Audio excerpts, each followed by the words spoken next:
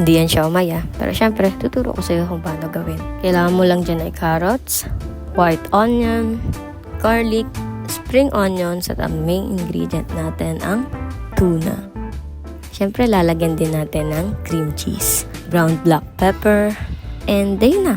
Hahaluin natin hanggang sa mag-mix silang lahat. Pagkatapos ay pwede na natin siyang ilagay dun sa ating molo wrapper. Huwag masyadong marami Sige ka, tatakas yan. Tsaka, malinis ang kamay ko Baka sabihin niyo kung saan ko hinawak yan. Then, ayun na. Piprito lang natin siya. Deep fry. At kapag golden brown na, syempre, okay na yan. Ihanda mo na agad para matikman na nung ating mga kasama sa bahay. O, diba? Saan ka pa? Tara na dito sa amin. Narinig mo yun?